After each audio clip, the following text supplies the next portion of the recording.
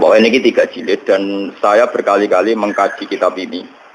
Mungkin suatu saat kitab ini bisa dimasalkan di fotokopi, tapi baru saya baca semua.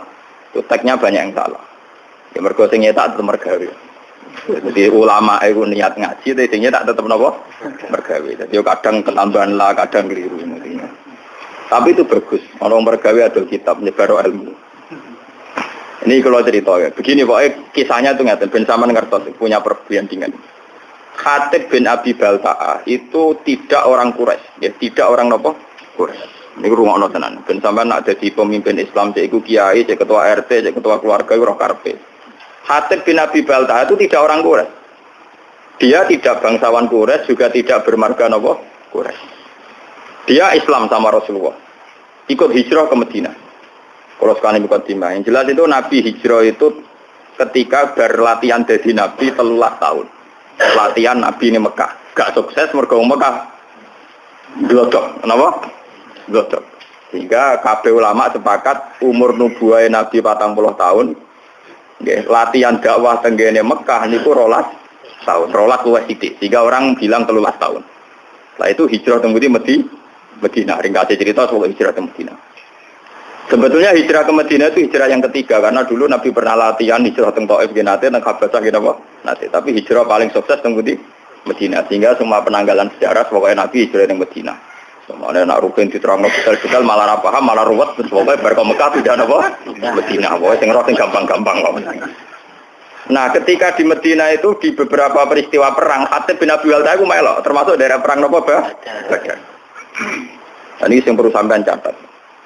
Saya ini seorang gus anak kiai, putune kiai. Paling repot tuh nak ngadepi masyarakat. Ngeten iki kasusnya ngeten. Ben sampean tahu cara Rasulullah menyelesaikan. Khatib bin Abi Balta'ah karena tragedi hijrah itu sebuah tragedi. Tentu orang itu tidak sempat mengamankan harta-hartanya. Padahal rata-rata orang yang hijrah itu yang meninggalkan harta dan keluarga. Misalnya bojone orang Islam, anak orang Islam ditinggal. Dunyane cara omah rong dikunci, aset-aset rong dipasrahno kudu cepat-cepat napa hijrah. Karena keadaannya emergensi, tentu cepat-cepat ninggal. Termasuk bawa-bawa nom barang ditinggal. Karena wong Arab ora harus dibojo sitok. Mboten iki nanti ini guyon tapi nanti menjadi ilmiah. Masuk babonan-babonan nom napa ditinggal. Bener sampean kok ceritane. Akhirnya sahabat Muhajirin yang Madinah ku tanpa bojo.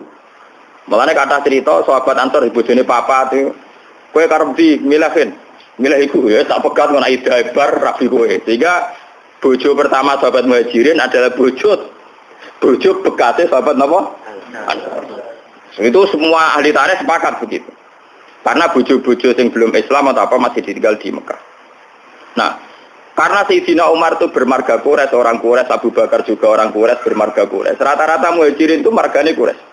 Atau punya pertalian darah dengan orang napa? Quraisy. Sehingga ketika mereka merasa nyaman di Madinah, ya sajane ana nakalane ana sok sucine. Sok sucinya begini. Mereka sudah dipuji-puji bahwa karena hijrah itu meninggalkan keluarga dan harta. Tapi sebetulnya bukan ninggal nepleng gak. Ya diam-diam misalnya Rukin di rumah Tibene, kok Mustafa di rumah Misanane, pokoknya diam-diam ana sing rumah. Sehingga mereka tidak ada ketakutan kehilangan harta, termasuk mbok nom. Boten iki mengke ana critane, termasuk mbok nom bulan balen. Ini termasuk kata kunci, termasuk apa? Mbok nom. Ini termasuk kata kunci.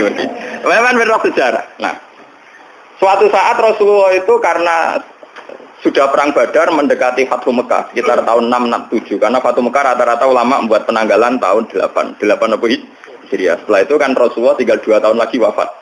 Okay? Setelah itu Nabi haji wada dan menjadi haji terakhir. Nah si Khatib ini karena tahu Rasulullah suatu saat kembali ke Mekah dengan kekuatan penuh dan pasti menang. Perlu dicatat, Khatib ini sudah tahu kekuatan penuh Rasulullah. Bahwa Rasulullah sekarang orang yang sukses, punya pasukan yang terampil, soalnya punya orang loyalis yang hebat. Mesti nak masuk Mekah itu menang kan. Wong perang Badar ya menang wong Islam, beberapa perang menang napa wong Islam. Akhirnya Khatib kirim surat. Ngirim satu perempuan. Jadi mulai dhisik nek kon dadi intelijen wong wedok ora nyurigai. Jadi mulane kasusé ngomong itu kirim surat. Nduk pokoke iki suratno nek penduduk Mekah.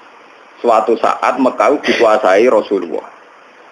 Lha iku mitra-mitraku sing nyelametno asetku iku kandhani. Ben soban ana serangan Rasulullah frontal, iku dunya aku ora dadi gonimah. Mergo ketemu kere-kere kaya Rasul itu aku dianggap napa? Gonimah. Aku terkenal ger perang iku sing dunya dadi gonimah, babonan dadi aman. Mulane kata kuncine aku menamuni babonan iki penting. Mergo perang dhisik iku pokoke untuk loro. Tak gonimah mbek aman. Mulane sahabat itu budi-budi tak perang seneng kaya Khalid bareng. Lha niku nyata. Nah, saya kira wong seneng ayo delian. Nanti saya seneng perang. Mergo hadiah untuk Ahmad. Utawi napa? Mane sing turunane wong bedik-bedik kaya Khalid bin Walid, anak wong bedik-bedik. Ngoten kadang Ahmad rong bagiane diambung. Lorong bagian mbok ambung. Wah, lha ora mesti bagian. Ayo di perang iku mesti to. 25 bentuk napa? Hasil si Khatib bin Abi Balta'an iki apa itu kirim surat supaya aset-asetnya diamankan. Ini kembali ke mukjizatnya. Karena Rasulullah itu seorang nabi, beliau mukasyafah. Kemudian diberitahu Jibril bahwa Khatib itu membocorkan rencana Nabi ke Mekah. Padahal dalam teori perang, pembocoran informasi itu kan satu hal yang krusial, satu hal yang bahaya. Padahal awaluman kalau ini betul, berarti awaluman yang membocorkan ini Khatib bin Nabi. Paham ya? Akhirnya Nabi lewat teori, ya memang teori perang pasti begitu.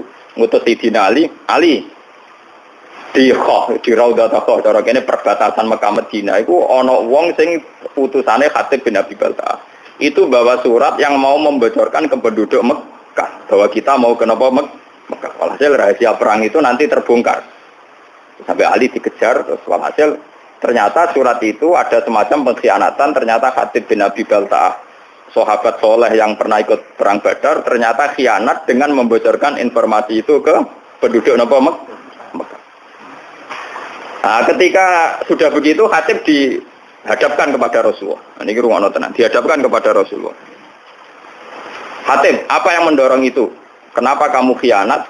Informasi rahasia ini kamu sampaikan ke penduduk Mekah. Dari Khatib, ya Rasulullah, tiang-tiang sahabat muhajirin itu rata-rata kan orang Quraisy.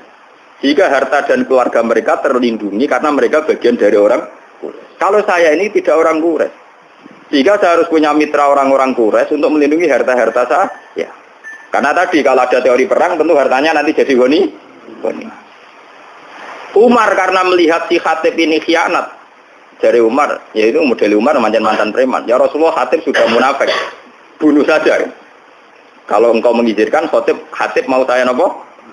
Ini yang perlu sampean catat, ngaji di sini penting itu dawuh Nabi. Dari kaji Nabi, Mar kowe ora roh pangeran. Aku sing roh pangeran. Aku roh pengumumane pangeran sapa wong sing melok perang Badar dosane di sepuro.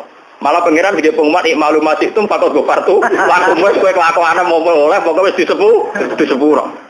Umar kan meriah. Ternyata Khatib wis karena Khatib itu tahu melok perang Badar. Jadi dia melok untuk pengumuman ikmalu masih itu fakot gofartu napa? Laku. Wis piye wae kowe wis di sepuro.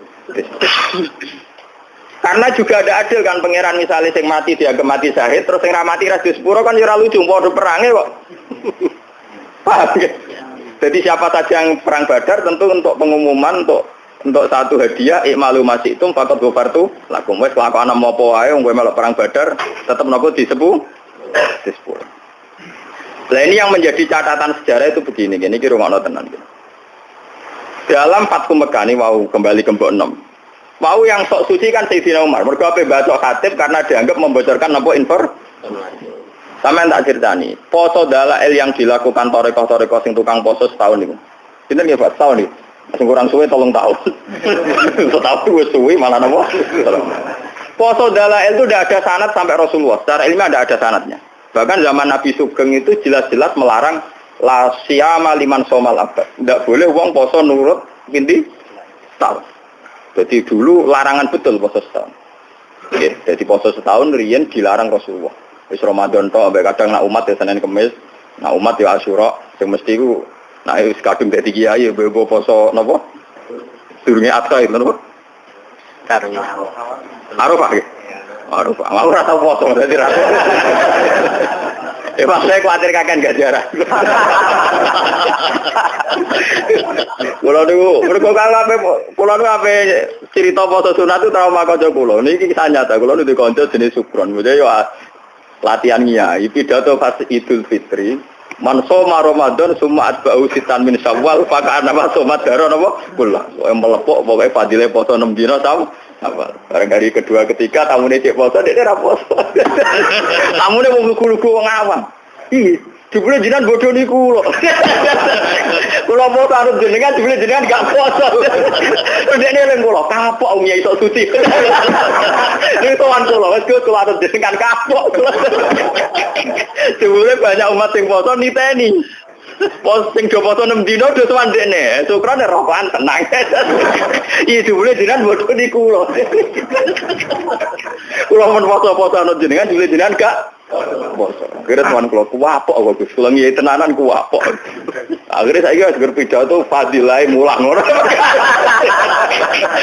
Dene kula ge ngoten ning titi ngomong fadilah mulang. Misale kula